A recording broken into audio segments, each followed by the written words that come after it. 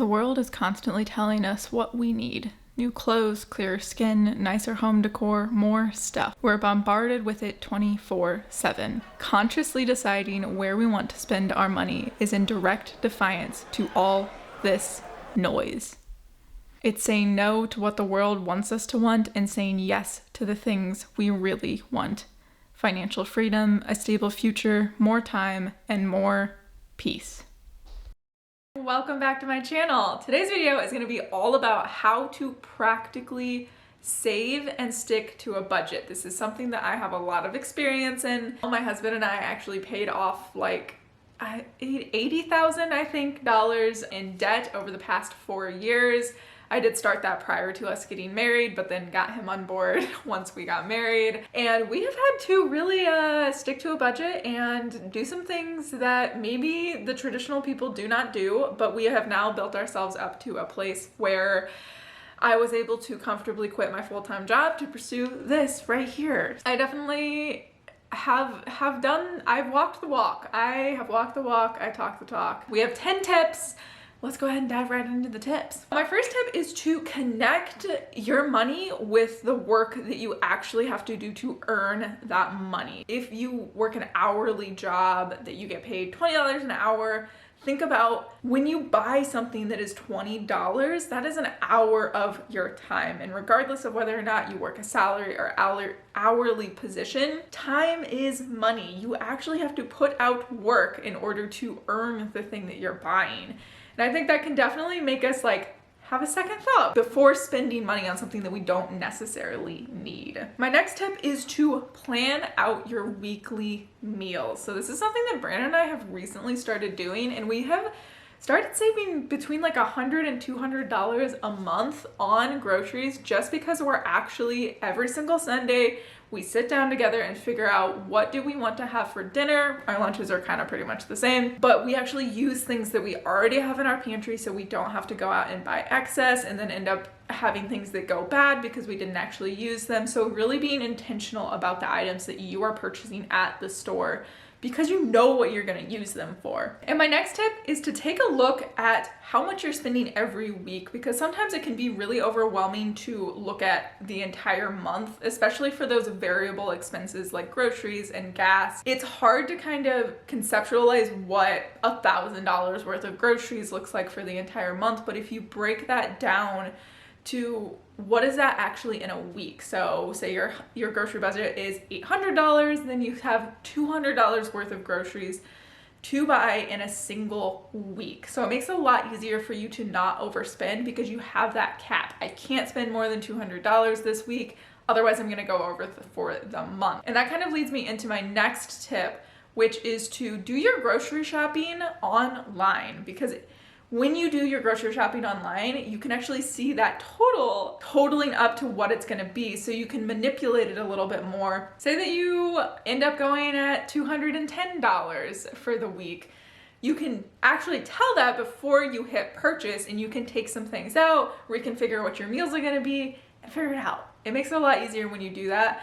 I don't personally do this just because I like going to the grocery store physically, but I do have a list prepped beforehand from those meals that we're eating, and I don't buy anything off that list. It's so easy to go to the grocery store, especially when you shop somewhere like Walmart or Meijer, because there's clothes and kitchen items and gadgets and all of these things that they strategically place in the store to make you want to buy them while you're there buying groceries. So I just have a very strict, I do not purchase anything that is not on my list.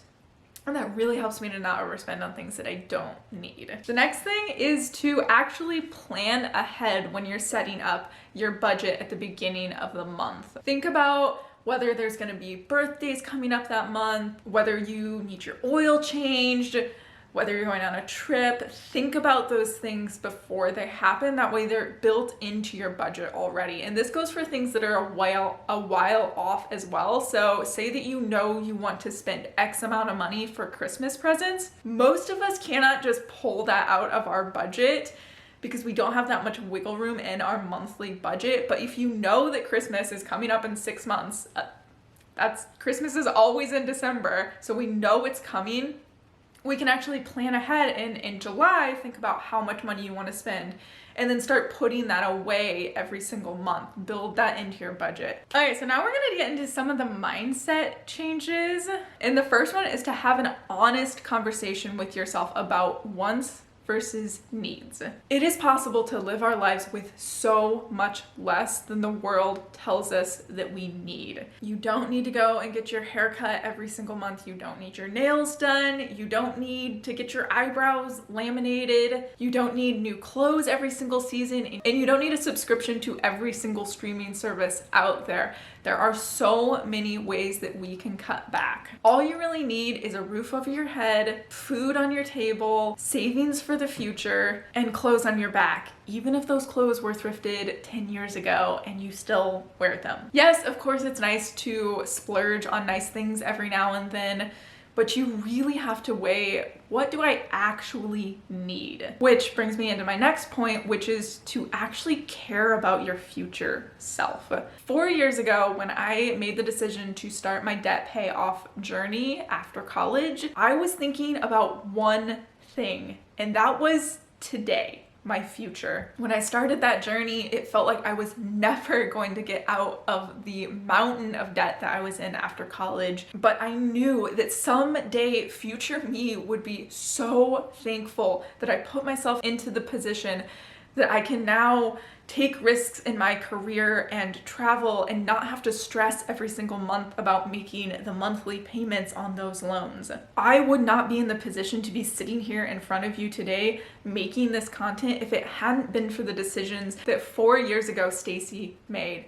And I am so thankful that I had my future self in mind when I made those decisions and when I worked my butt off for 4 years to pay off that debt so that we didn't have to have monthly payments anymore. And I know that it feels like you are never going to get there. I know when you don't have a lot of wiggle room, it can feel like it is impossible to save. But take it from me, you can do it. Which brings me to my next point, which is to start small, like minuscule. Set a goal to literally pay off $10 of debt or save $10 this month and then stick to that, because that is going to help you to build up that muscle of restricting yourself from the things that you don't really need for the things that you ultimately want in like 4 or 5 years, which really is all that saving money and paying off debt is about. It's just giving up the things that you want now for the things that you want in the future. So start really, really small, just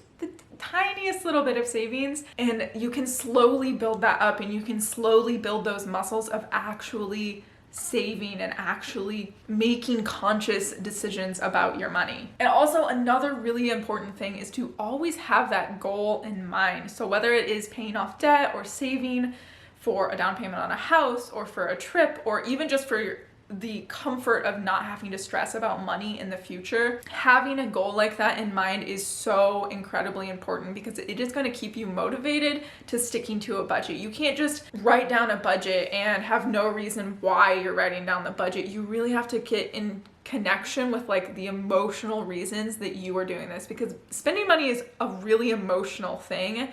And I think sometimes that we think about it a little bit too numerically. Like, it is emotional, and we have to connect with the emotions of why we want to get out of the hole that we're in or stick to a budget. For me, it was paying off debt. Now it's saving up for a down payment for a house, and honestly just to have financial freedom in the future. Connecting to your why and having a goal is so important when it comes to money. And the last thing is a huge mindset shift, and it is to stop telling yourself that you are broke. If you think you're broke, you're going to continue to be broke. Telling yourself that you're just not good with money or you can't ever get ahead are just excuses that you're using in your brain to keep you where you are right now. And I get it, it's hard.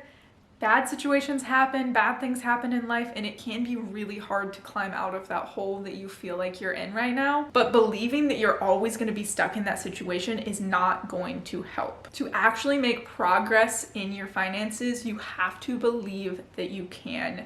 You have to believe that you can stick to a budget, that you can save money, regardless of what your income is.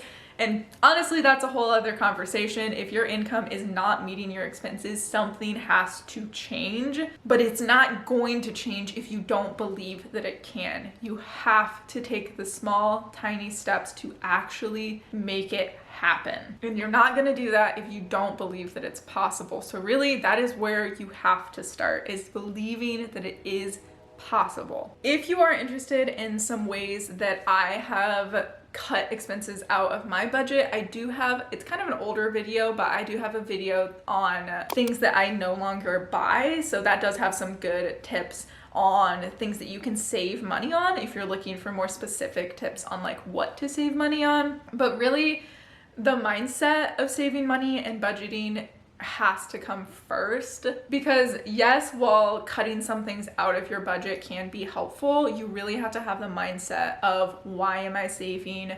What do I actually need in life?